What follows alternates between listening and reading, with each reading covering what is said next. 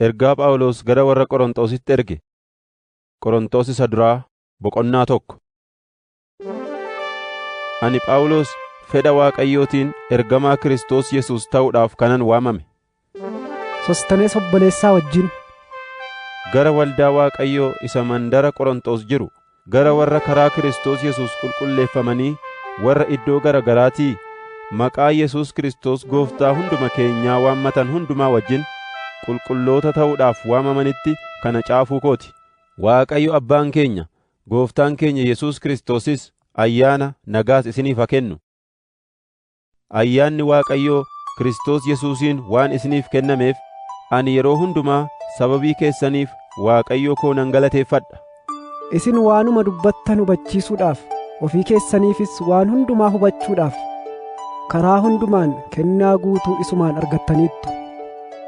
Wanti waa'ee Kiristoosiif dhugaa ba'ame isin gidduutti hundee godhatee jabaateera. Kanaaf lammaffaa mul'achuu Gooftaa keenya Yesuus Kiristoos eeggachaa utuu jirtanii kennaa hafuuraa keessaa tokko illee isinitti hin hir'atu.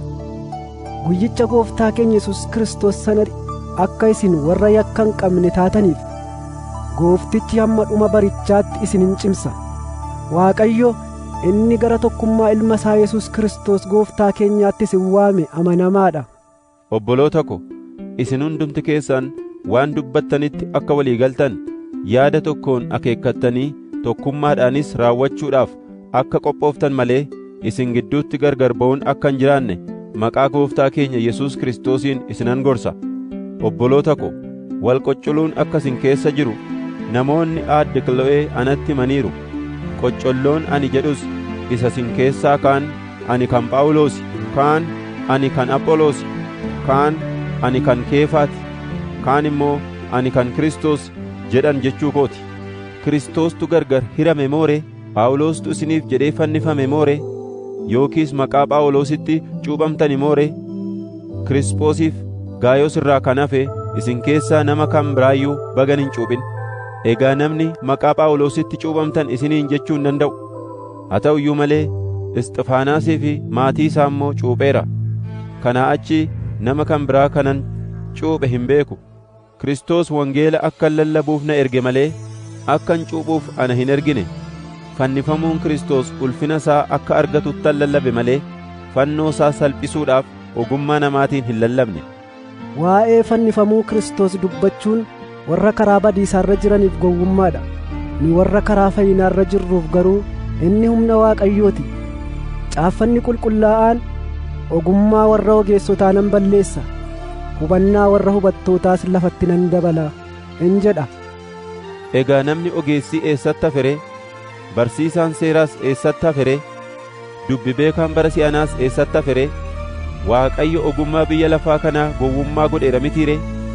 Biyyi lafaa ogummaa ofii isaatiin Waaqayyoon isa ogummaadhaan guute beekuu dadhabnaan gowwummaa barsiisa isa nuyi lallabnuutiin warra amanan fayyisuun Waaqayyotti tole. Yihuudoonni illee milikkitoota gaafatu, Giriikonni immoo ogummaa barbaadu. Nuyi garuu Kiristoos isa fannifame lallabna. Kun immoo warra Yihuudootaatiif gufuudha, warra Yihuudoota hin ta'initti immoo gowwummaadha. Warra Waaqayyo waameef garuu Yihuudootaaf taanaan Giriikotaafis taanaan Kiristoos humna Waaqayyooti, ogummaa Waaqayyootis. Wanti gowwummaa Waaqayyoo fakkaatu ogummaa namaarran caala, wanti dadhabbii Waaqayyoo fakkaatus jabina namaarran caala. Obboloota ko, isin yeroo waamamtan namoota attamii akka taatan of irratti ilaalaa. Akka yaada namaatti baay'een keessan ogeessota miti, baay'een keessan beekamoo miti, baay'een keessanis sanyii warra gurguddaa keessaa miti. Waaqayyo garuu namoota ogeessota yeellaasisuudhaaf waan biyyi lafaa gowwaatti lakkaa'u fo'ate. Waaqayyo warra jaboo yeellaasisuudhaaf waan biyyi lafaa dadhabaatti lakkaa'u fo'ate. Waaqayyo wanta jira jedhamu lafatti dabaluudhaaf wanta jira hin jedhamne, wanta biyya lafaatti gaddeebi'aatti lakkaa'amuuf wanta tuffatamaa fo'ate. Kanaafis namni tokko illee fuula Waaqayyoo duratti of hin jajin. Kiristoos Yesuusitti jiraachuun keessan Waaqayyo biraa ta'e. Waaqayyo Kiristoosiin ogummaa keenya nuuf godhe. Isumaan qajeelota taanee Waaqayyoof qulqulloofnee hin furamna. Kanaafis namni of jaju gochaa Gooftaatiin of ajaju kan jedhu caafameera. Qorontos isa duraa boqonnaa 2. Yaa obboloota ko, ani yeroon gara keessan dhufe namoota kan biraa caalaatti dubbachuudhaan yookiis ogummaa argisiisuudhaan dhoksaa Waaqayyoo isinitti lallabaa hin dhufne. Hamman isin bira turettis Yesuus Kiristoos isa fannifame sana duwwaa beekuu koo akka mul'isuuf murtoo godheen ture. Ani dadhabbii, sodaadhaa fi romma baay'eedhaanan isin bira ture. Dubbiin afaan koo, lallabni koos, humniif hafuurri Waaqayyoo akka na keessa jiru argisiise malee dubbii ogummaa namaa keessaa ba'een amansiise miti. Egaa amantiin keessan humna Waaqayyoo irra malee ogummaa namaarra hin dhaabanne. Haa ta'u iyyuu malee ogummaa bara si'anaa yookiis ogummaa warra biyya lafaa kana seerratanii ofis golgolaa'uudhaaf jiranii yoo ta'uudhaa baate iyyuu warra bilchaatan keessatti immoo dubbii ogummaan dubbanna. Nuyi dubbii dhoksaa ogummaa Waaqayyoo isa hin beekamin ture sana dubbanna. Waaqayyo ulfina isaarraa akka hirmaannuuf uumamuu biyya lafaa dura ogummaa sana yaadee qopheesse. Warra biyya lafaa kana seerratan keessaa tokko iyyuu ogummaa kana hin hubanne. Utuu hubataniiru ta'ee Gooftaa ulfinaa hin fannisan turan. Caaffata qulqullaa'oo keessatti waan Waaqayyo warra isa jaallataniif qopheesse iji namaa hin argine, gurri namaa hin dhageenye, yaadi namaas bira hin geenye in jedha.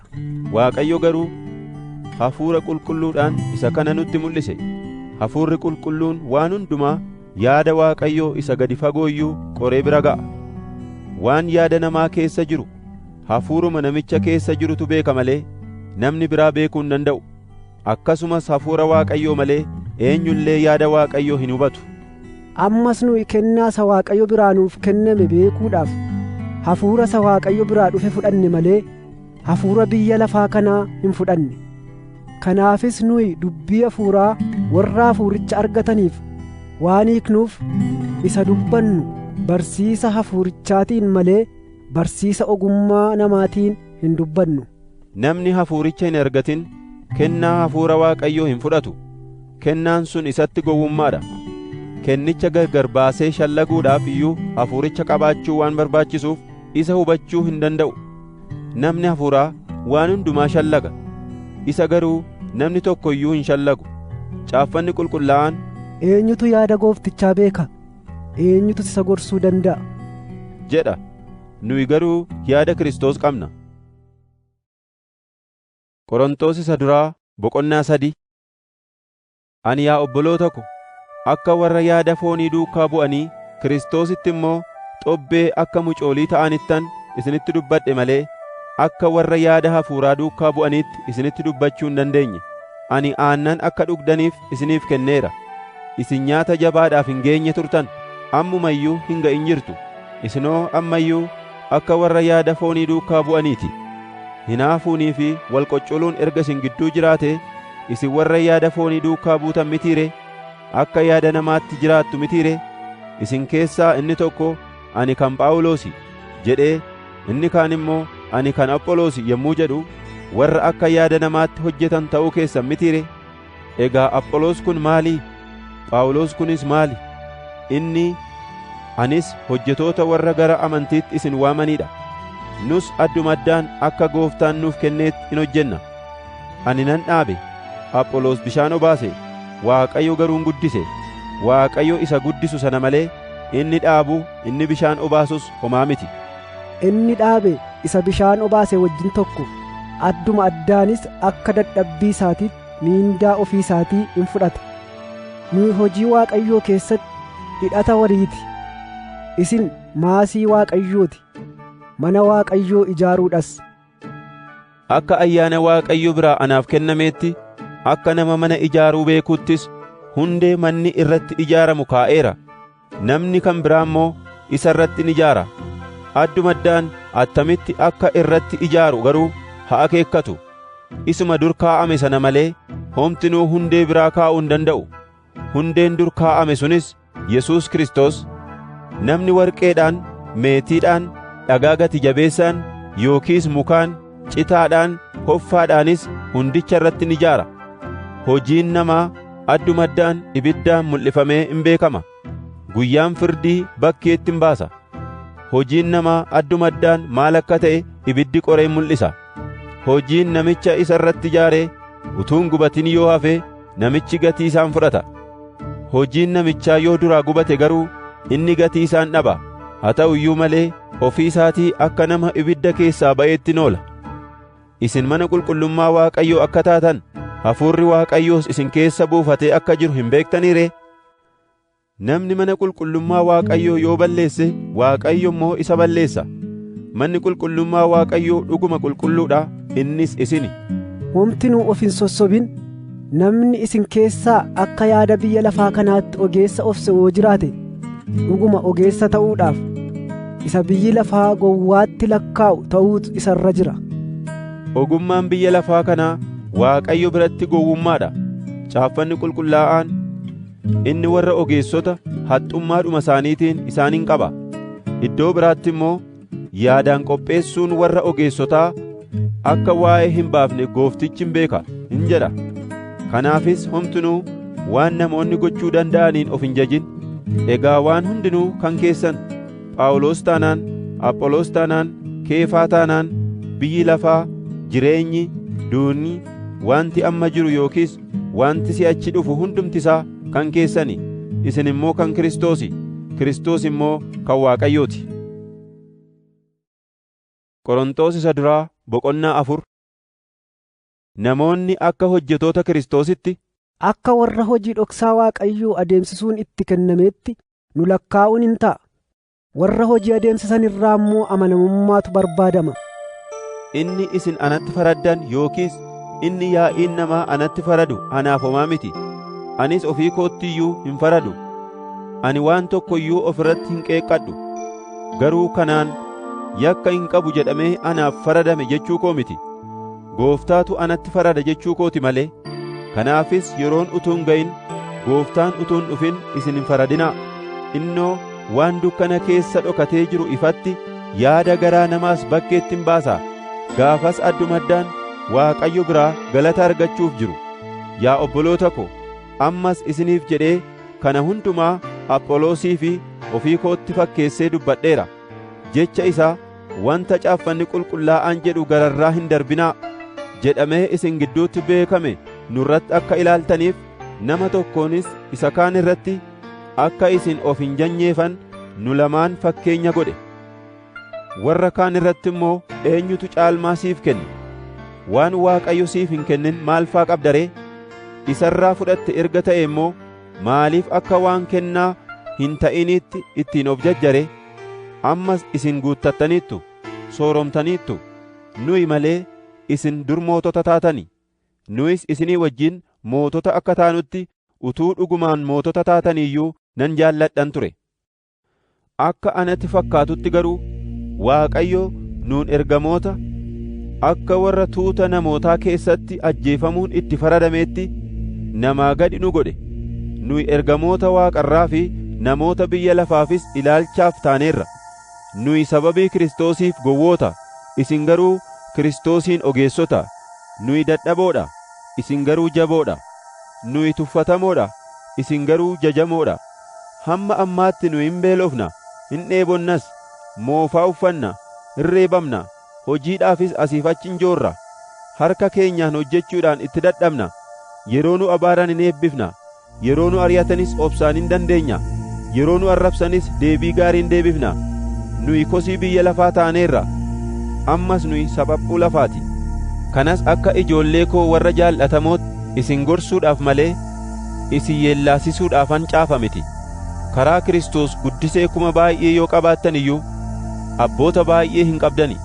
Ani wangeela isin barsiisuu kootiin karaa Kiristoos Yesuus abbaa keessan ta'eera. Kanaaf fakkeenya koo akka fudhattaniifan isin kadhadha. Sababii kanaaf Ximooxiyoosiin gara keessanitti erguu kooti.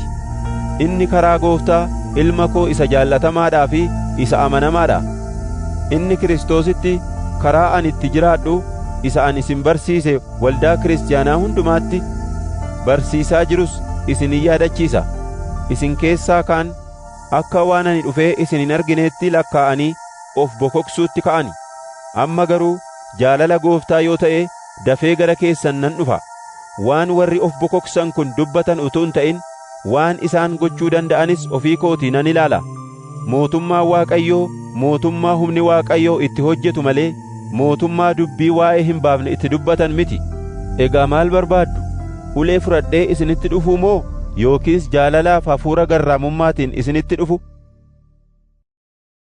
Qorontos isa duraa boqonnaa 5. Amma immoo halalummaan warra saba Waaqayyoo hin ta'in keessatti illee salphaatti hin ilaalamne isin gidduu akka jiru dhaga'ameera. Namni haadha buddeenaasaa akka haadha manaatti wajjin jiraatu isin gidduu jira. Isinis of bokoksitanii jirtu. Namni waan akkasii godhe kun isin keessaa akka baafamuuf boo'uun isiniif ta'a ture mitiiree? Fooniin yoon isin irraa fagaadhe iyyuu hafuuraan isin biran jira. Akka waanan isin bira jiruuttis namicha waan akkasii hojjete irratti yakka mureera. Kanas ani maqaa Gooftaa keenya Yesuusiin godheera. Yommuu walitti qabamtan hafuurri koos humna Gooftaa keenya Yesuusii wajjin yeroo isin biratti argamu isinis irratti walii galaa. Guyyaa Gooftaa Yesuusitti hafuurri isaa fayyuu akka danda'uuf foonsaa balleessuudhaaf amma namichi kun harka seexanaatti akka kennamu godhaa. Of jajuun keessan gaarii miti. Raacitiin xinnoon ishee guutummaa bukichaa akka bokoksu hin beektaniire? Raacitii moofaa isin keessa jiru baasaa gataa. Raacitii of keessaa hin qabdan erga ta'ee isin bukoo haaraan taatu. Kiristoos hoolaan Faasikaa keenya aarsaa nuuf ta'eera.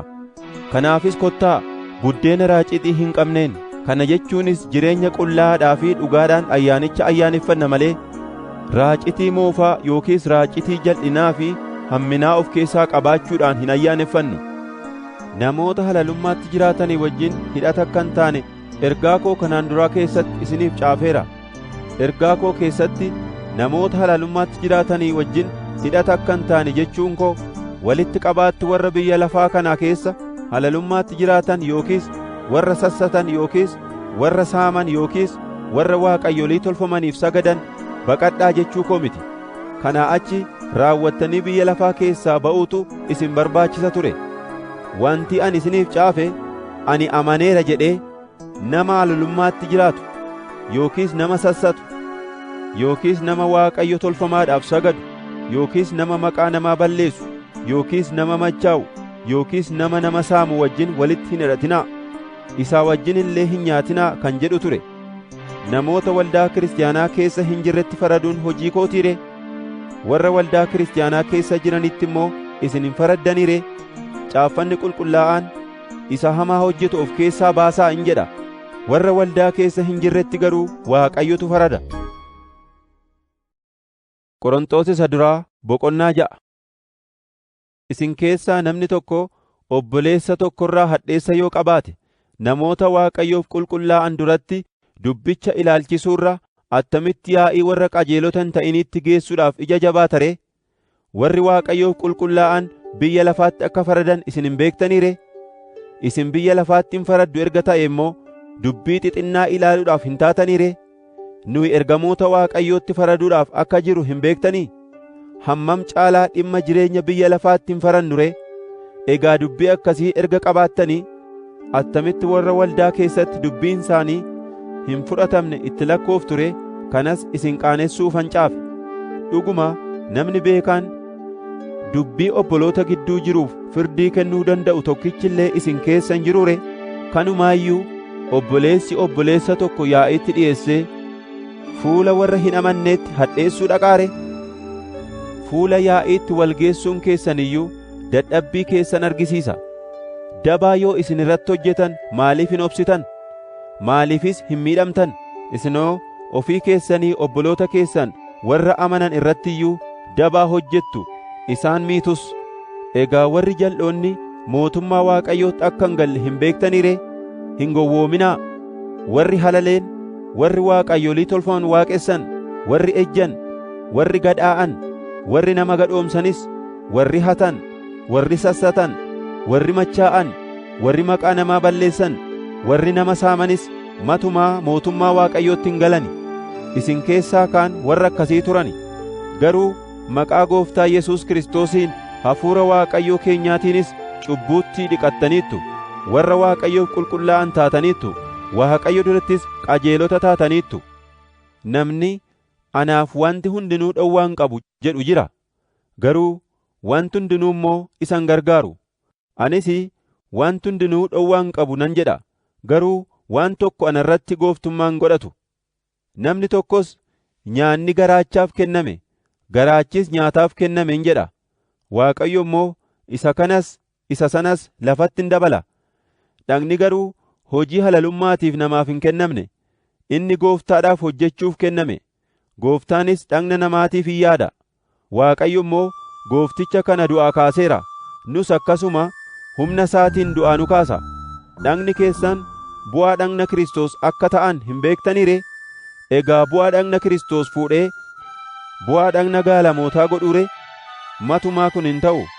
Yookiis namni gaalamootaa wajjin walitti maxxane ishee wajjin dhagna tokko akka ta'u hin beektanii ree? Akkuma caafamee jiru, isaan lachanuu foon tokkon ta'u jedha. Inni Gooftaa wajjin walitti maxxane immoo hafuuraan isaa wajjin tokkon ta'a. Halalummaa baqadhaa. Cubbuu namni hojjetu keessaa warri kaan hundinuu dhagna namaa hin tuqani. Namni halaleen garuu dhagna isaatti cubbuu hojjeta.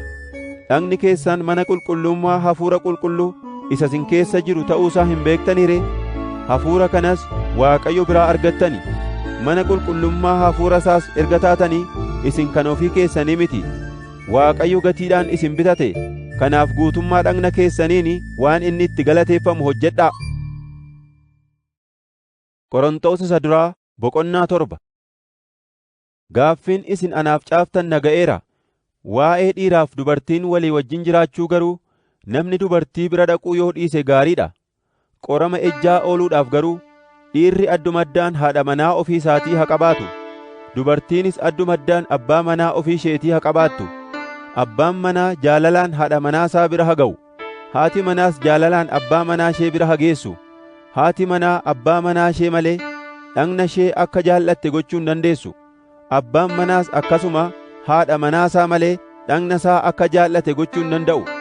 Yeroo itti kadhataaf of kennuudhaaf walii galtan irraa kan hafe wal bira ga'uu wal hin didinaa. Isa booddee of qabuu dadhabuu keessan irraa kan ka'e immoo Seexanni isin qoruudhaaf karaa akka hin argannetti deebitanii wal biran geessu. Kanas karaa isiniif bannuufan jedhe malee isin abboomuuf miti. Anillee namoonni hundinuu fuudhuu dhiisanii akka koo akka ta'an nan jaalladhan ture. Haa ta'u iyyuu malee namni addumaddaan kennaa Waaqayyo isaaf kenne qaba. Inni tokko kennaa akkasii, inni kaanis kennaa akkasii qaba. Warri hin fuudhinii fi warri abboonni manaa isaanii irraa du'an akka koo fuudhaaf heeruma malee yoo hafan isaaniif ba'eessa nan jedha. Of qabuu hin danda'an yoo ta'e garuu haa fuudhan, haa heerumanis. Kajeellaa fooniitiin gubachuurra fuudhuu heerumuus wayya. Warri wal fuudhan akka gargar hin baane nan abbooma. Kanas Gooftaatu abboome malee ana miti. Haati manaa abbaa manaa isheettii gargar hin ba'in. Yoo abbaa manaa isheettii gargar baate garuu utuu hin heerumin haa teessu. Yookiin immoo abbaa manaa isheetti haa araaramtu. Abbaan manaas haadha manaa isaa hin baasin. Warra kaan immoo Gooftaa utuu hin ta'in ani nan gorsa.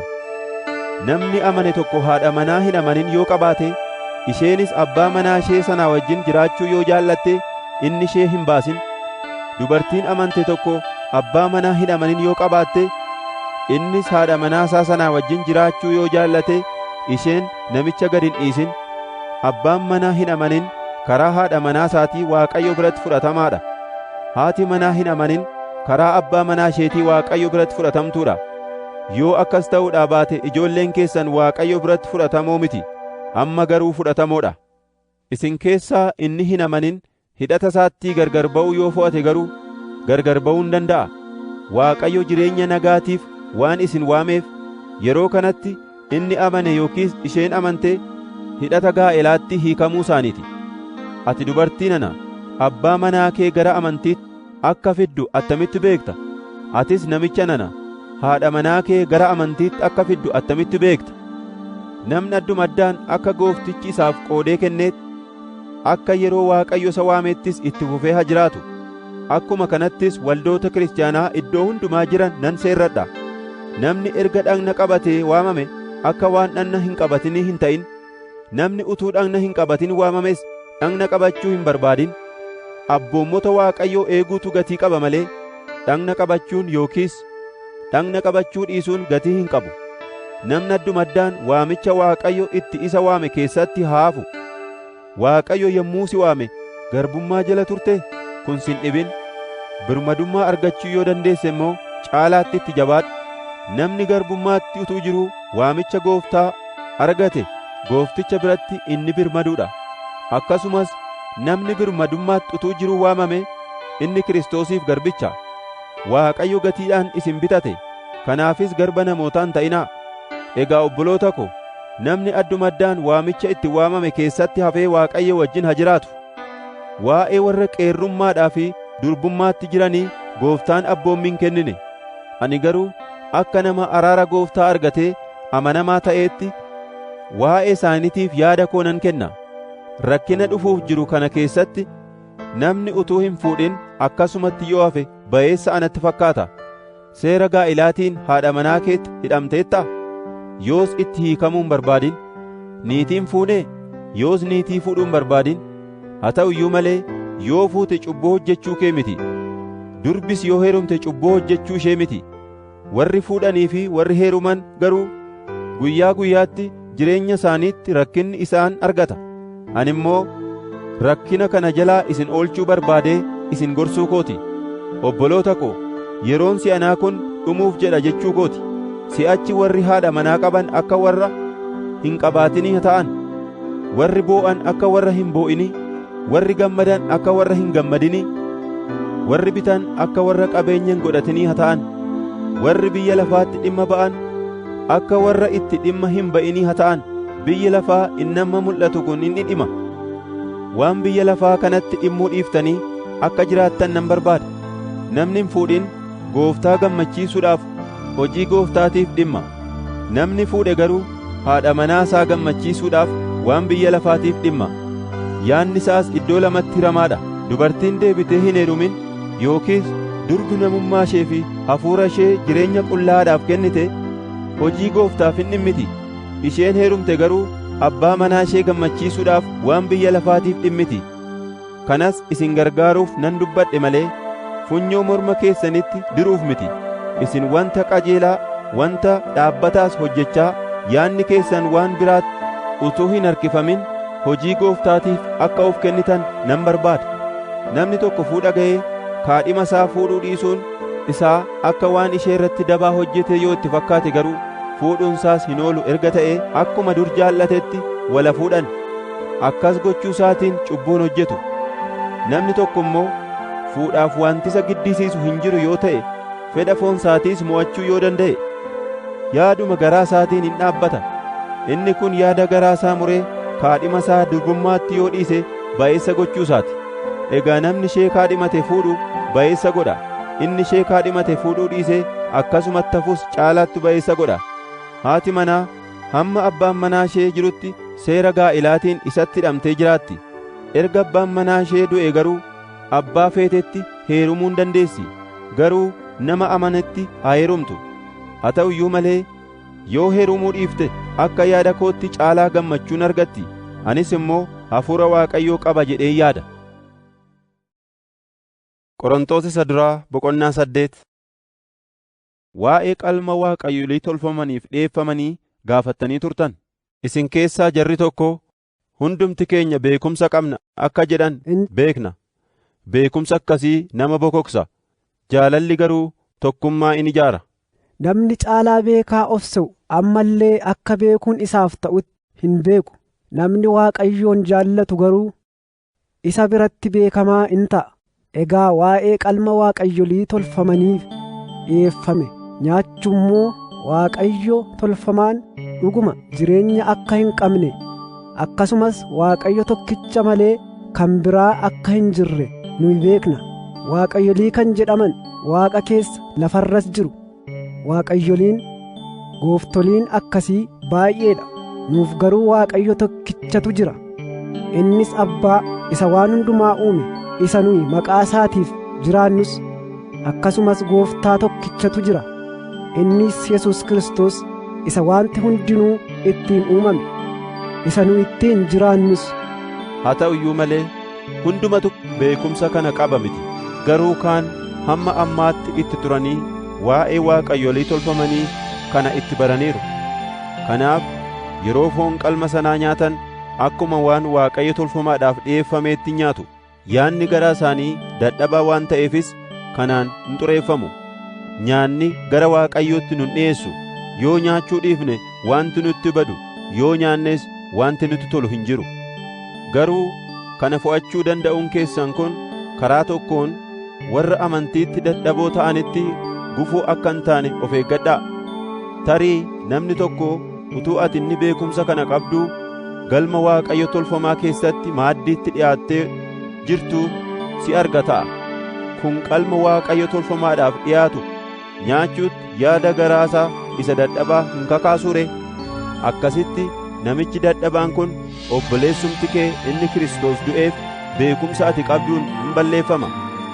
Karaa kanaan obboloota keessan yakkitanii yaada garaa isaanii isa dadhabaa madeessuu keessaniin Kiristoosiin hin yakkitu. Kanaafis nyaata akkasiitti dhi'aachuun sababii obboleessa koo kuffisu yoo ta'e, ani obboleessa koo akkan hin kuffifnetti matumaa deebi'ee foon hin nyaadhu. Qorontos isa duraa boqonnaa 9. Ani birmaduu mitii ree? Ani ergamaa mitii ree? Ani gooftaa keenya Yesuusin hin argine ree? Isin bu'aa hojii ani gooftaadhaaf hojjedhee mitii ree? Ergamaa ta'uun koo warra kaan biratti hin fudhatamne yoo ta'e iyyuu isin biratti fudhatamaadha. Isin kan gooftaa ta'uun keessan iyyuu ergamaa ta'uu koo mallattoodhaan hin cimsa. Warra ana irratti dubbataniif deebii, waan ana irratti dubbataniifis falmata qaba. Waan nyaannu waan dhugnus argachuun nuuf hin ta'u ree? Akka ergamoota warra kaanii, akka obboloota gooftaa, akka Keefaas nu immoo niitii amante fuunee iddoo hundumaatti wajjin adeemuun nuuf hin ta'u ree? Yookiis anumaaf Barnaabaas duwwaatu soora keenyaaf addaan hojjechuun barbaachisee ree? Namni loltuu ta'ee qacarame horii ofii isaatiin lola dhaqee beekaa ree? Namni waynii dhaabe ija waynichaa hin nyaatu ree? Namni horii tiksu aannan horii sanaa hin dhuguu ree? Ani isa seerichi jedhuun dubbadha malee yaada namaa duukaa bu'ee kanan dubbadhu. Seera keessatti qotiyyoo sirbisiisaa irra jiru afaan isaa hin hidhin kan jedhu caafamee jira. Egaa Waaqayyo qotiyyoo duwwaadhaaf dhimmeere? Karaa hundumaa waa'ee keenyaaf dubbata mitiire? Namni qotiisa qotu waa abdachaa akka qotuuf, inni midhaan siribsiisu ija isaatti hirmaachuudhaaf abdachaa akka siribsiisuuf kun nuuf jedhee caafame. Nuyi waanta jireenya hafuuraatiif barbaachisu erga isiniif facaafne, waanta jireenya fooniitiif barbaachisu utuu isin irraa haamne nutti guddata tureere. Warri kaan kan akkasii isin irraa argachuun in ta'aaf erga ta'e, nuuf immoo caalaatti nuuf hin ta'u tureere. Nuyi garuu waan nuuf hin ta'a ture kanaan hin hojjenne. Wangeela Kiristoositti danqaraa akka hin taaneef waan hundumaa of irra keenya. Warri mana qulqullummaa keessaa hojjetan mana qulqullummaatii nyaata isaanii akka argatan, warri iddoo aarsaatti qalma dhi'eessan isa aarsaadhaaf dhiyaate sanarraa akka hirmaatan hin beektanii ree? Akkasuma immoo warri wangeela labsan waan ittiin jiraatan wangeelichumaan akka argatan Gooftichi abboomeera. Ani garuu waan anaaf hin ta'a ture kana keessaa tokkotti illee dhimma hin baane. Ammas wanta anaaf hin ta'a ture kana argachuudhaaf jedhee kana caafuu koo miti. Kanaa mannaa du'uu koo wayya. Waanan ittiin of jajuu danda'u kana namni bishaan itti na duraa hin naqin. Wangeela lallabuu kootiin of jajuu hin danda'u. Kana himuun anarraan barbaadama. Wangeela yoo lallabuudhaa baadhe garuu anaaf wayyoo. Fedha kootiin utuun kana godhee gatii nan argadhan ture. Fedha koo malee erga ta'ee garuu hojiin kun Waaqayyo biraa adaraa anatti kennamuu isaati. Egaa bu'aan koo maal ree? Bu'aan koo lallabuu kooti. Wangeelaan isa argachuun anaaf hin ta'a tures utuun hin gaafatin wangeela tola namatti himuudha. Namoota hundumaa biratti birmaduu ta'ee utuman jiru caalaatti namoota buufachuudhaaf hundumaaf garba of godheera. Yihuudoota biratti warra Yihuudotaa buufachuudhaaf akka Yihuudiin ta'e, warra seera jala jiran biratti ofii kootii seera jala yoon jiraachuudhaa baadheyyuu warra seera jala jiran sana buufachuudhaaf akka nama seera jala jiruun ta'e, warra seericha hin qabne biratti isaan buufachuudhaaf akka nama seericha hin qabneen ta'e. Haa ta'u iyyuu malee seera Kiristoos jala waanan jiruuf ani seera Waaqayyoo hin dhabne. Warra amantiitti xobbee ta'an biratti warra amantiitti xobbee ta'an buufachuudhaaf akka nama xobbee ta'eera. Karaadhuma hundumaan namoota muraasa illee oolchuudhaaf namoota hundumaa biratti waan fakkaatu hundumaa ta'eera. Hojii wangeelaatiin kennaa isaa keessaa hirmaachuudhaaf wangeelaaf jedhee kana hundumaa nan godha. Warri wal dorgoman hundinuu yoo fiigan iyyuu kan dura darbee kennaa argatu garuu tokkicha akka ta'e hin beektanii ree? Isinis akkasuma kennaa sana akka argattaniif fiigaa. Namni dorgeedhaaf qophaa'u waan eeggachuun isa barbaachisu hundumaarraa of in eeggata. Warri wal dorgoman gonfoo baala irraa hojjetan isa coollagee badu argachuudhaaf kana godhu. Nuyi garuu isa hin badne argachuudhaaf hin dhamaana. Anis akkuma kanatti akeeka koo bira ga'uudhaaf nan fiiga. Abootuun koos akka nama akeeka isaa dhabee qilleensa rukutuu hin ta'u. Ani warra kaan dorgommeetti waamee ofii kootii akkan keessaa hin hambifamneef dhagni koo itti baree waan itti dhufu hundumaa akka danda'u haleelee akka abboomamus gochuun anaaf hin ta'a. Qorontos isa duraa boqonnaa 10. Yaa obboloota ko, abboonni keenya hundinuu utubaa duumessaa sana jala akka turan hundumti isaaniis galaanicha akka ce'an akka beektan nan barbaada. Hundumti isaaniis kan Musee ta'uudhaaf duumessichaaf galaanicha keessatti cuuphamaniiru. Hundumti isaanii nyaata hafuuraa isa tokkicha sana nyaataniiru. Hundumti isaanii dhugaatii hafuuraa isa tokkicha sana dhuganiiru. Isaan kattaa hafuuraa isa guddicha isa isaanii wajjin adeemaa turettii dhuganiiru. Kattaan guddichi sun immoo Kiristoos ture. Haa ta'u iyyuu malee Waaqayyo isaan keessaa namoota baay'eetti waan hin gammadiniif lafa duwwaatti gataman. Wanti kun hundinuu immoo nus akkuma isaan sanaa waan hamaa akka hin hawwineef of nu eeggachiisu. Isaan keessaa kaan waaqayyolii tolfamaniif akka sagadan, isin warra waaqayyolii tolfaman waaqessan hin ta'inaa. Akkuma caafame, jarri garmalee nyaachuuf dhuguuf taa'anii garmalee sirbuuf immoo ka'an jedhe. Isaan keessaa kaan gaala mootummaatti gadi of dhiisanii guyyaa tokkotti namoonni 23,000 akka dhuman, kottaan immoo gaala mootummaatti gad of hin dhiifnu. Isaan keessaa kaan aangoo gooftichaa qoranii bofni akka isaan balleesse, nummoo aangoo gooftichaa qoruu nuuf hin ta'u. Isaan keessaa kaan gungumanii ergamaa isa nama balleessuun akka balleeffaman. Isinis hin gowwoominaa. Wanti kun hundinuu warra kaan qoqqobachuudhaaf isaanitti dhufe. Nu warra dhumni barichaarra ga'eef immoo barumsa akka nuuf ta'uuf caafame. Kanaafis namni dhaabatee waan jiru itti fakkaatu akka hin kufneef of eeggatu. Qoramni namatti dhufee hin beekne isinitti hin dhufne. Waaqayyo amanamaa waan ta'eefis humna keessan gararraatti akka isin qoramtaniif isin hin dhiisu. Garuu qorama sana keessatti akka isin dandeessan hin godha. Karaa isin keessaa baatanis isiniif hin kenna. Kanaafis yaa michoota ko, waaqayyolii tolfamaniif sagaduu irraa fagaadhaa. Isin warra hubatootti nan dubbadha, waanan dubbadhu immoo isinumti faradaa. Xoofoo eebbaa isa eebbifannu irraa hirmaachuun keenya, dhiiga Kiristoos irraa hirmaachuu keenya mitiire? Buddeena isa cabsannu irraa hirmaachuun keenya, dhagna Kiristoos irraa hirmaachuu keenya mitiire?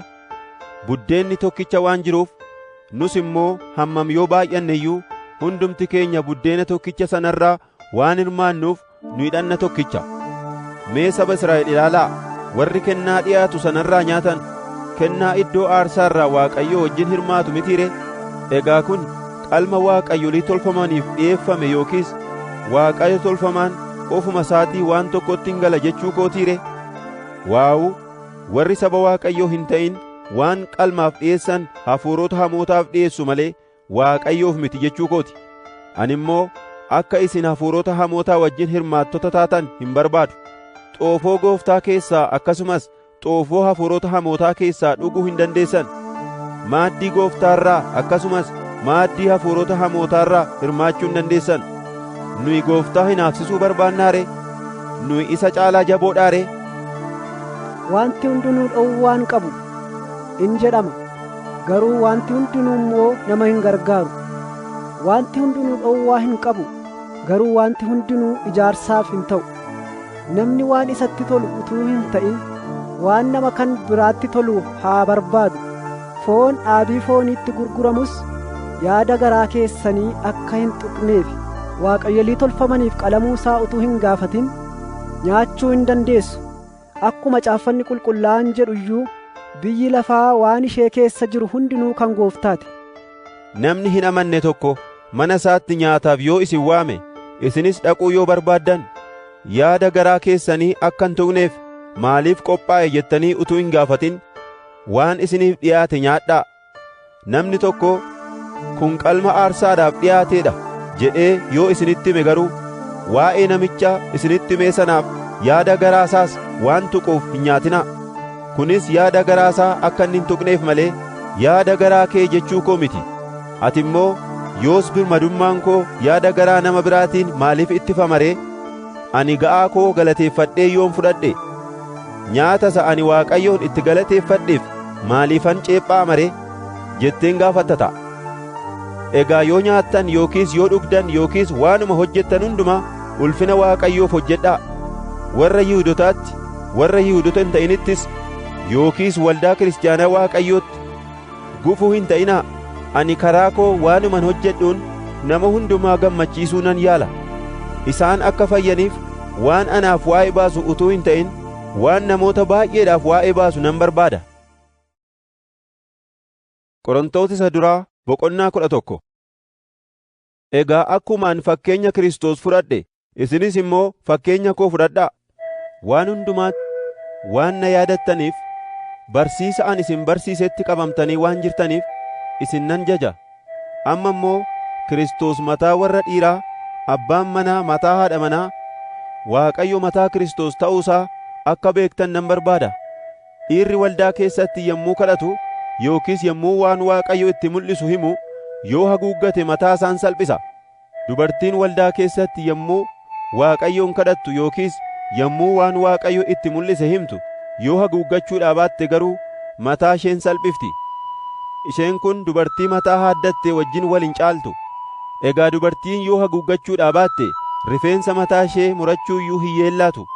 Dubartiin sababii malee rifeensa mataa ishee muratte yookiis haaddatte salphachuu yoo jibbite immoo haa haguuggattu. Dhiirri bifa Waaqayyootii fi ulfina Waaqayyoo kan agarsiisu erga ta'e haguuggachuun isaaf hin ta'u. Dubartiin garuu ulfina dhiiraa hin agarsiifti.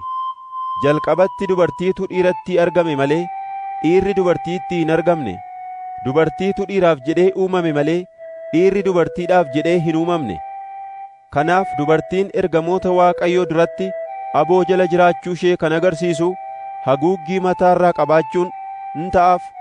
Haa ta'u iyyuu malee Gooftaan ishee dubartii isa dhiiraatti, isa dhiiraas ishee dubartiitti addaan baasee hin ilaalu. Dubartiin dhiiratti akkuma argamte akkasuma immoo dhiirri dubartiirraa dhalate. Hundinuu garuu Waaqayyo biraa dhufan. Dubartiin utuu mataa ishee hin haguuggatin waldaa keessatti Waaqayyoon kadhachuun qajeelaadhaa ree? Isinumti ofii keessanii faradaa. Dhiirri rifeensa mataa isaa dheereffachuun isaaf salphina akka ta'e akki namni itti uumame isin hin barsiisuu ree? Garuu dubartiin rifeensa dheeraa yoo qabaatte kun isheedhaaf ulfina mitii ree? Rifeensi ishees akka isheen ittiin golgattuuf kennameef. Nama yaada kanaan mormuu barbaaduuf garuu nuyi waldoonni Waaqayyoos amala kan biraa hin qabnu.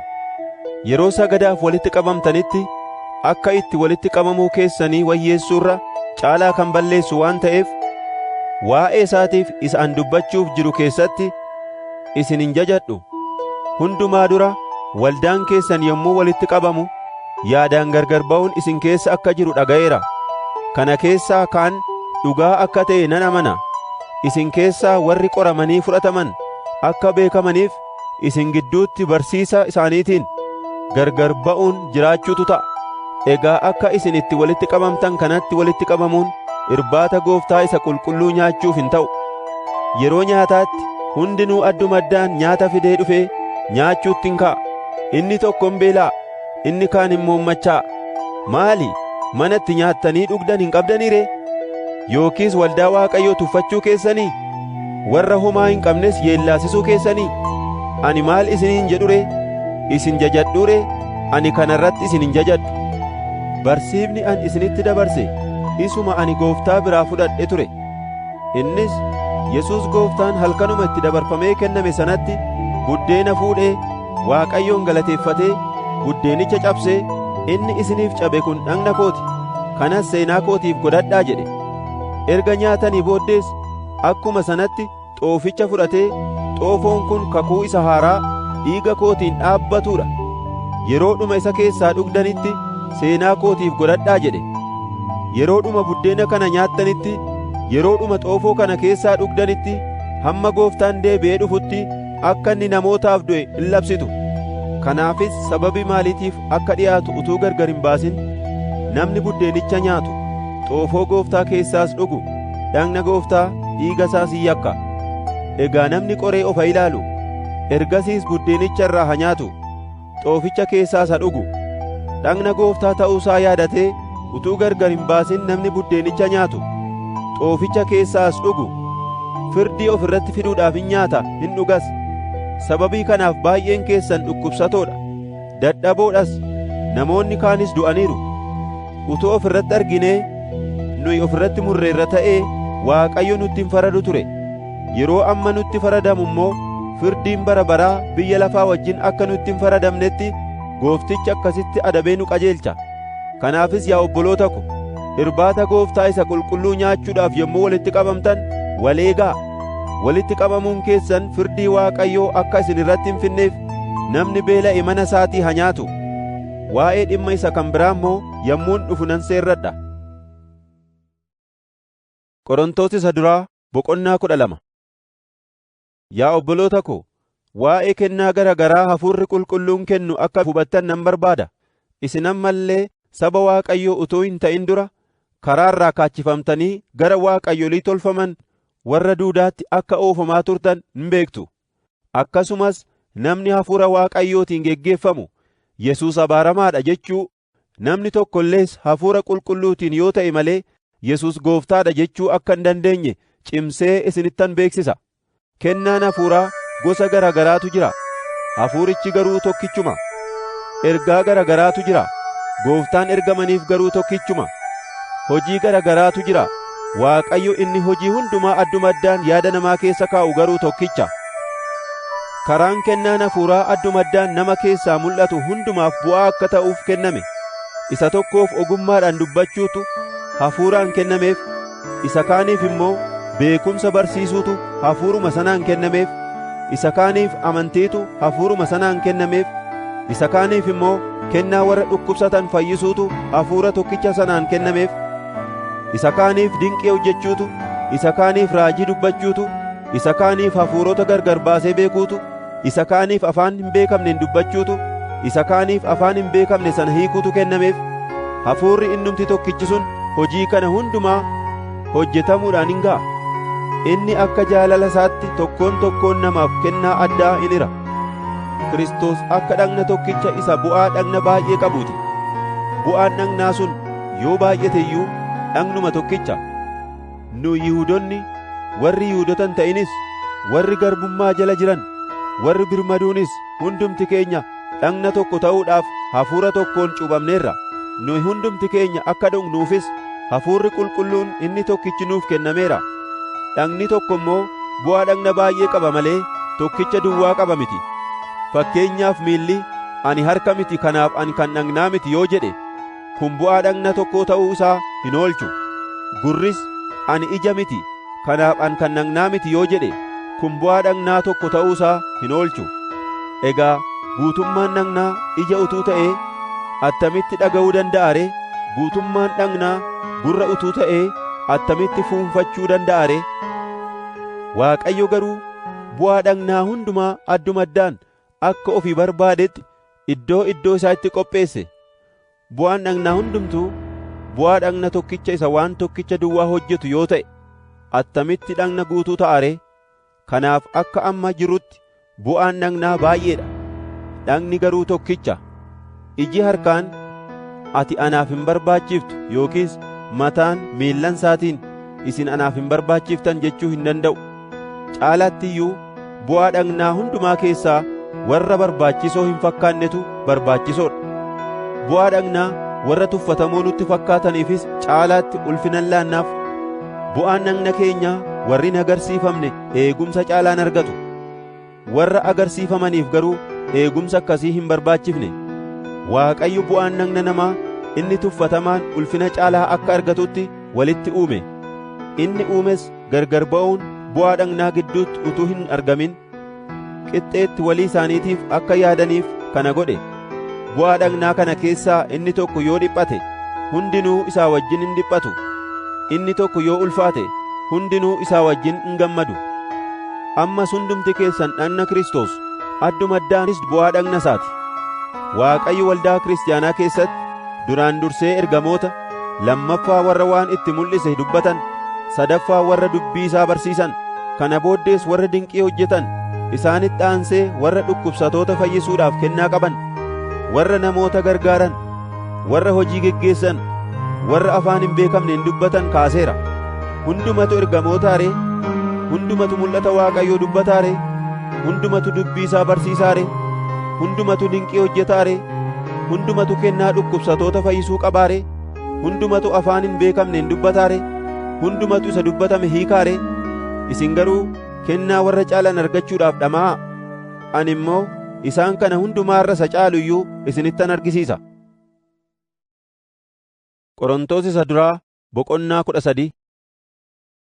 Afaan namoonni yookiis afaan ergamoonni Waaqayyoo dubbataniin dubbadhee jaalala yoon qabaachuudhaa baadhee ani akka sibiila kililchuu yookiis dibbee koshkosh jedhuun ta'e. Raajii dubbachuudhaaf kennaa qabaadhee dhoksaa jiru hundumaa beekee beekumsa hundumaa qabaadhee gaara iddoo isaatii hammam bututti amantii guutuus qabaadhee jaalala yoon qabaachuudhaa baadhe garuu anumaa miti. Wantan qabu hundumaa warra dhabaniif hiree ittiin of jajuudhaafis dhagna koo iyyuu dabarsee kennee jaalala yoon qabaachuudhaa baadhe garuu homaa waa'ee anaaf hin baasu. Jaalalli danda'aa dha, gaarummaas hin agarsiisa. Jaalalli hin hinaafu, of hin jaju, of hin bokoksus. Jaalalli lafa salphinaan ijaajju, waan isatti tolu duwwaas hin barbaadu. Hin dallanu, waan hamaas namarratti hin lakkaa'u. Jaalalli qajeelina dhugaatti gammada malee jal'inatti hin gammadu. Jaalalli karaa tokko illee nama hin lafafu. Hunduma isaa amana, hunduma isaa abdata, hunduma isaas obsa. Jaalalli yoomiyyuu hin badu. Kennaa raajii dubbachuu yoo ta'e hafuuf jira. Afaan hin beekamneen dubbachuu yoo ta'e dhaabachuuf jira. Beekumsas yoo ta'e hafuuf jira. Wanti nuyi beeknu muraasa, wanti raajii dubbannus muraasa. Raawwatamuunsaa yeroo ga'u immoo inni muraasi kun hin hafa. Mucummaa kootti akka mucaatti nan dubbadhe, akka mucaatti nan yaade, akka mucaattis sababii nan kennan ture. Amma garuu ergan nama ga'aa ta'ee akka mucaatti jiraachuu dhiiseera. Nuyi amma akka nama of ilaallee keessatti waa argee abaluusaa hin hubatin hafeetti in argina. Yommus garuu fuula fuulaan in argina. Wanti ani amma beeku muraasa. Yommus garuu akkuman ofii beekame anis guutuutti beekuuf jira. Egaa amantiin, abdiin, jaalalli isaan kun sadan hafaniin jiraatu. Isaan keessaa garuu jaalalatu caala. Qorontos isa duraa boqonnaa 14. Egaa jaalala bira ga'uudhaaf dhimmaa.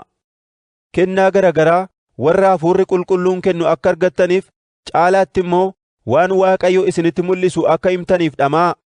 Namni tokko afaan hin beekamneen yommuu dubbatu, namni isa hubatu waan hin jirreef Waaqayyotti dubbata malee namootatti hin dubbatu.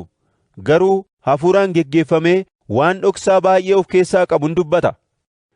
Namni waan Waaqayyo isatti mul'ise himu immoo cimsuudhaaf, gorsuudhaaf, jajjabeessuudhaaf namootatti dubbata. Namni afaan hin beekamneen dubbatu ofii isaan cimsa. Inni waan Waaqayyo isatti mul'ise himu immoo waldaa kiristaanaan cimsa. Ammas isin hundumti keessan afaan hin beekamneen akka dubbattan, caalaatti immoo waan Waaqayyo isinitti mul'ise akka himtan nan jaalladha. Waan afaan hin beekamneen dubbatame sana akka waldaan kiristaanaa ittiin cimina argattuuf namni tokko yoo hiike malee inni waan Waaqayyo itti mul'ise himu isa afaan hin beekamneen dubbatu sana caalaa waa'een baasa. Yaa obboloota ko, ani mul'ata tokko yookiis beekumsa yookiis raajii yookiis barsiisa tokko utuun hin dubbatin afaan hin beekamneen duwwaadhaan dubbachaa gara keessan yoon dhufe attamittan isiniif waa'ee baasa ree?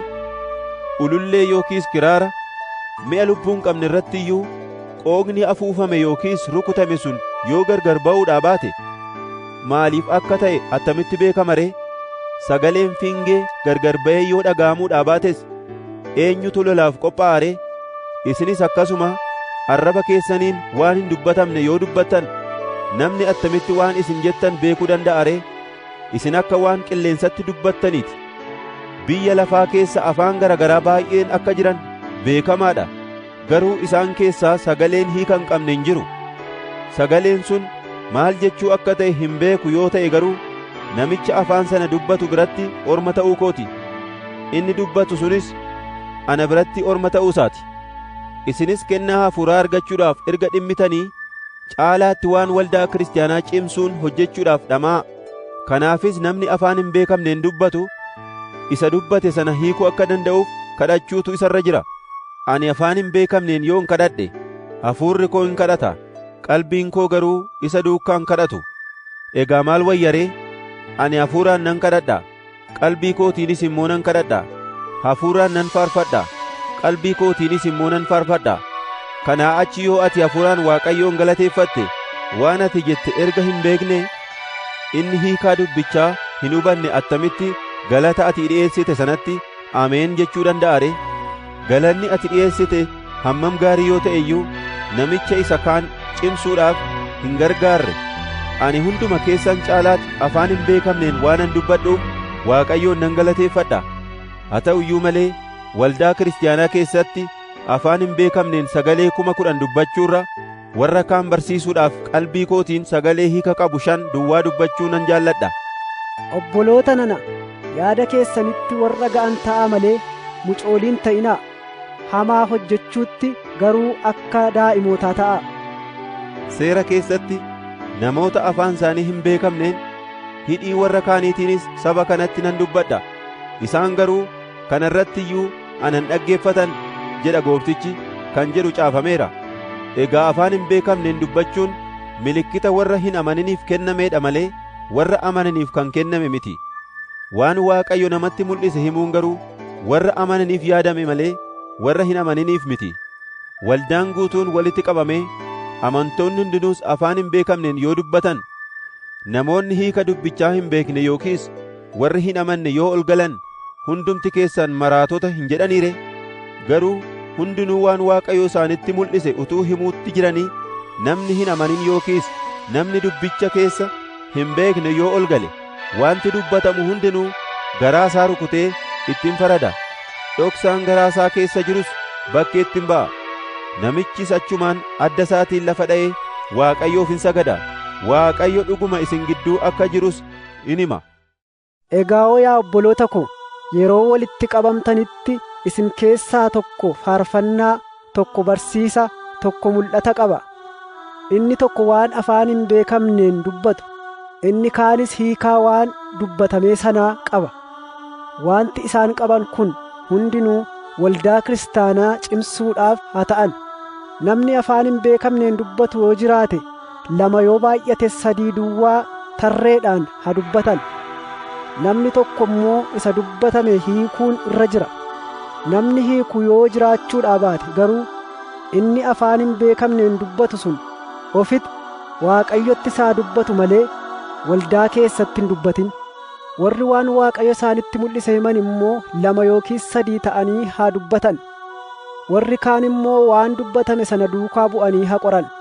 Warra achi taa'an keessaa tokkoof mul'anni yoo kennameef garuu inni duraan dubbachaa ture haa dhaabu. Hundumtuu akka baraniif, hundumtuus akka gorfamaniif hundumti keessan waan Waaqayyo isinitti mul'ise darabeedhaan himuu hin dandeessu. Warri waan Waaqayyo isaanitti mul'ise himan kunis hafuurota ittiin dubbatan sana amaneeffachuun isaaniif kennameera. Waaqayyo ofii isaatii Waaqayyo nagaati malee Waaqayyo sabrii hin qabne miti. Akkuma waldoota warra Waaqayyo qulqullaa'an hundumaa keessatti ta'u, dubartoonni walga'ii waldoota kiristaanaa keessatti hin dubbatin, dubbachuun isaaniif hin ta'u. Akkuma seerri jedhutti haa abboomaman. Wanti isaan baruu barbaadan yoo jiraate garuu manatti abbaa manaa isaanii haa gaafatan. Dubartiin walga'ii waldaa kiristaanaa keessatti dubbachuun isheedhaaf yeelloodha. Attaminni dubbiin Waaqayyoo isin biraa ba'e moo yookiis isinuma duwwaa bira ga'eere? Namni tokko nama waan Waaqayyo isatti mul'ise himu yookiis nama kennaa hafuuraa argate yoo ofse, wanti ani isiniif caafu kun abboommii isa kan Gooftichaa ta'uusaa haa beeku. Namni yoo kana beekee fudhachuudhaa baate garuu innis ofii isaatii hin beekamu. Egaa yaa obboloota ko, waan Waaqayyo isinitti mul'ise himuudhaaf dhamaa, afaan hin beekamneen dubbachuus hin dhowwinaa. Wanti hundinuu garuu akka tolutti sabiriidhaanis hojjetamuutu irra jira. Qorontos isa duraa boqonnaa 15. Ammas yaa obboloota ko, wangeela isa an isinitti lallabe, isa isin fudhattan, isa isin itti cimtanii dhaabbattanii jirtan isin nan barsiisa. Sababii amantaniif utuu hin beekin fudhattan yoo ta'e malee, akkuma an isinitti lallabetti yoo eeggattan wangeelichumaan hin fayyitu. Hundumaa irra caalaa waan an ofii kootii fudhadhe isinitti dabarsee kenneera. Innis caaffanni qulqullaa'oon akka jedhanitti Kiristoos cubbuu keenyaaf du'eera, inni awwaalameera. Caaffanni qulqullaa'oon akka jedhanitti guyyaa sadaffaattis du'aa kaafameera.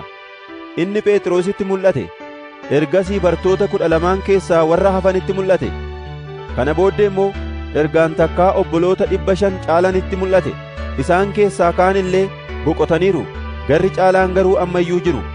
Erga Yaaqoobitti mul'ate booddee immoo warra ergamoota jedhaman hundumaatti mul'ate. Hundumaa booddee ana isa akka nama iddoo hin ga'in dhalateetti immoo mul'ateera. Anoo ergamoota hundumaa irra xinnaadha. Waldaa Waaqayyoo waan an ari'adheefis ergamaa jedhamee waamamuudhaaf nama ta'u miti. Amma garuu ayyaana Waaqayyootiin ani ergamaa ta'eera. Ayyaanni inni anaaf kennes utuu dhimma hin baasin hin hafne. Ani hunduma isaanii caalaa itti dadhabee hojjedheera. Ana utuu hin ta'in ayyaana Waaqayyoo isa anaa wajjin jirutu itti dadhabe. Egaa anis isaanis akkasitti lallabna, isinis akkasitti amantanii jirtu. Kiristoos warra du'an keessaa kaafamuun isaa erga lallabame, attamitti isin keessaa kaan warri du'an ka'uun hin jiru jechuu danda'u ree? Warri du'an ka'uun hin jiru erga ta'e, Kiristoos immoo du'aa hin kaafamne. Kiristoos du'aa hin kaafamne erga ta'e, lallabuun keenya dhimma hin baasu, amanachuun keessanis dhimma hin kutu. Nuyis Waaqayyo Kiristoosin du'aa kaaseera jennee Waaqayyoof dhugaa ba'uun keenya sobduu taanee argamuu keenya. Warri du'an hin kaafamne erga ta'e, Waaqayyo Kiristoosin immoo du'aa hin kaafne jechuudha. Warri du'an hin kaafamne erga ta'e, Kiristoos immoo du'aa hin kaafamne. Kiristoos du'aa hin kaafamne erga ta'e, amantiin keessan immoo waa'ee hin baasu. Cubbuun keessan amma iyyuu isinirra jira. Yoos immoo warri Kiristoositti amananii obbaafatan baduu isaaniiti. Jireenya amma biyya lafaa kanarra jiraannu duwwaadhaaf Kiristoosin abdanna erga ta'e, namoota hundumaa caalaatti nuuf boo'uutu ta'a. Amma garuu Kiristoos warra du'an keessaa kaafameera. Warra obbaafatan keessaas isatu jalqaba ka'e. Du'uun karaa nama tokkoo akkuma dhufe, warri du'an ka'uunis karaa nama tokkoo dhufeera. Harkisaa Addaamiin namoonni hundinuu akka du'an, akkasuma immoo harkisaa Kiristoosiin namoonni hundinuu in jiraachifamu. Kun hundinuu akka tarree isaaf qophaa'eetti hin ta'a. Kiristoos jalqabatti ka'ee jiraataa akkuma ta'e, warri kan Kiristoos ta'anis yeroo inni deebi'ee dhufutti in jiraachifamu. Kiristoos immoo gooftummaa hundumaa, aboo hundumaa, humna hundumaas golgoleessee mootummicha deebisee Waaqayyo Abbaatti erga kennee booddee dhumni in ta'a. Waaqayyo diinota hundumaa miillansaa jala hamma kaa'ufitti Kiristoos mo'utu ta'a. Hundumaa booddee diina keenya du'atu golgoleeffama. Caaffanni qulqullaa'aan Waaqayyo wanta hundumaa miillansaa jala galcheera jedha.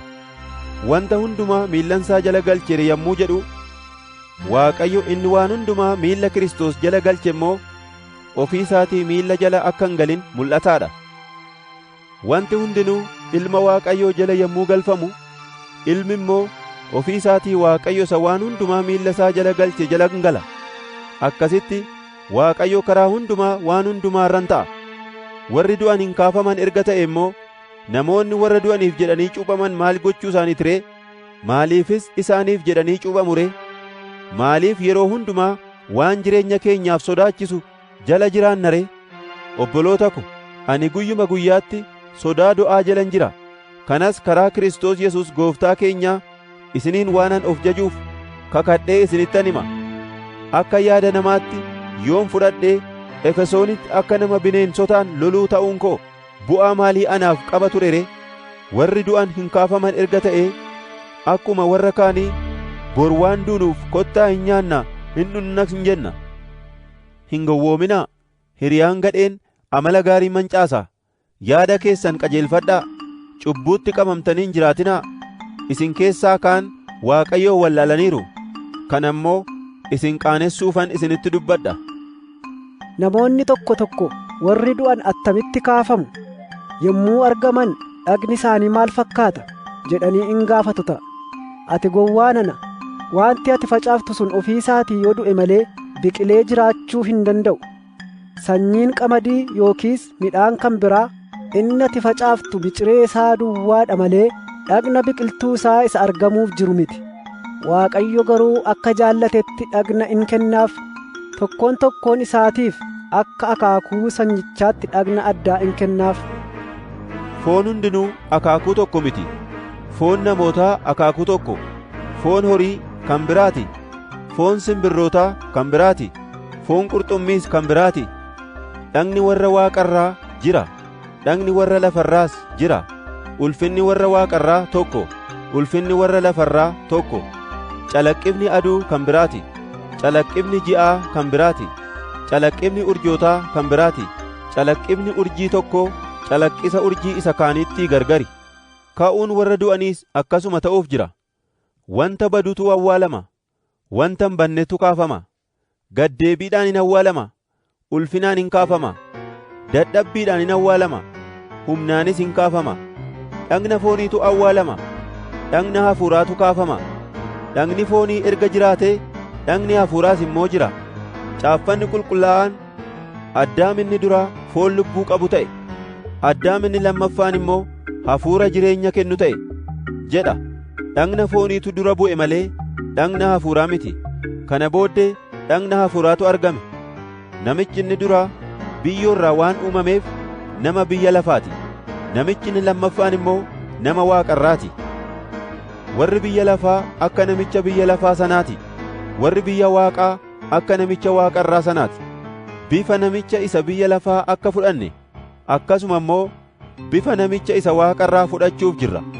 Obboloota ko, namni fooniif dhiigaan mootummaa Waaqayyootti galuu yookiis wanti baduu wanta hin banne keessaa hirmaachuu akka hin dandeenye isinittan hima. Nuyi hundumti keenya hin geeddaramna malee hin duunu. Dhoksaan ani isinitti himuuf jedhes isa kana.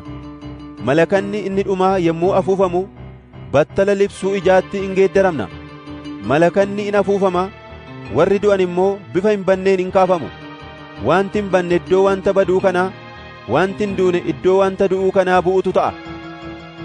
Wanti hin banne iddoo wanta baduu kanaa yommuu bu'u, wanti hin duunes iddoo wanta du'uu kanaa yommuu bu'u, inni duunni badduu ba'e, mo'ichi argameera.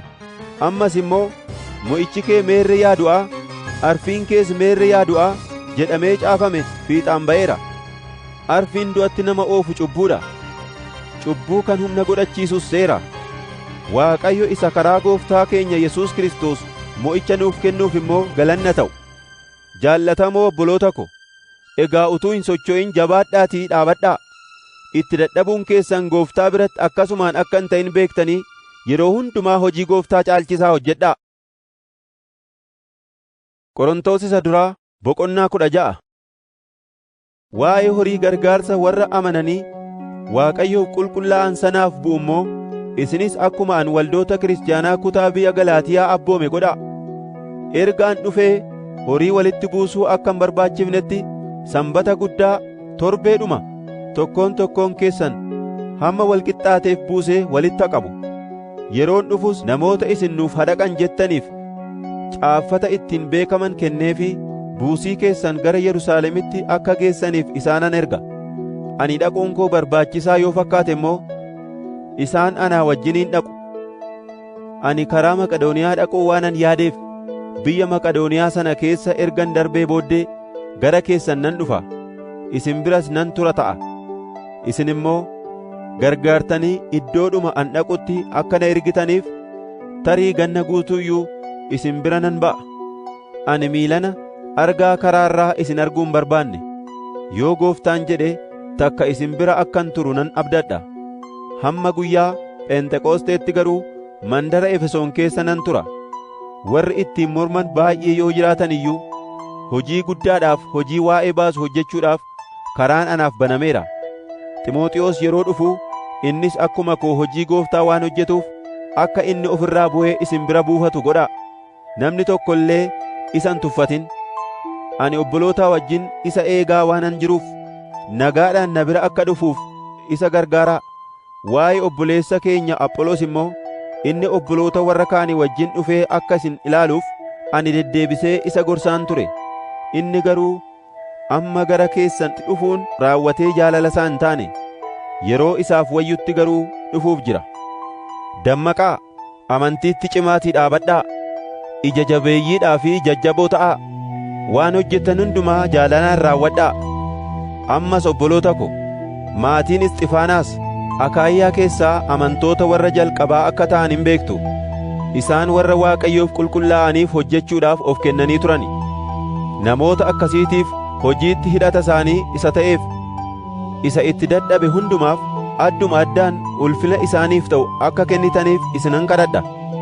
Isin qaqqabuu dadhabnaan Isxifaanaas, Fortunaaxoos, Akaayiqoosis iddoo keessan waan dhufaniif ani gammadeera. Akkuma garaa isin ciibsan garaa na ciibsaniiru. Hojii warra akkasii immoo galateeffattanii beeksisuun hin ta'a. Waldoonni kiristaanaa Asiyaa nagaa isiniif dhaamu. Aqiilaanii fi Phirisqaan waldaa mana isaaniitti walitti qabamu sanaa wajjin karaa Gooftaa garaa guutuudhaan nagaa isiniif ergu. Obboloonni as jiran hundinuu nagaa isiniif dhaamu. Yaada qulqullaa'aatiin wal dhungachuudhaan nagaa wal gaafadhaa. Nagaa kana ana Phaawulostu harka kootiin isiniif caafa. Eenyullee Gooftaa yoo jaallachuudhaa baate abaaramaadha. Maaranaataa, hiikunsaas Gooftaa keenyaa kottu jechuudha. Ayyaanni Gooftaa Yesuus isinii wajjin haa ta'u. Jaalalli koo karaa Kiristoos Yesuus hunduma keessanii wajjin haa ta'u.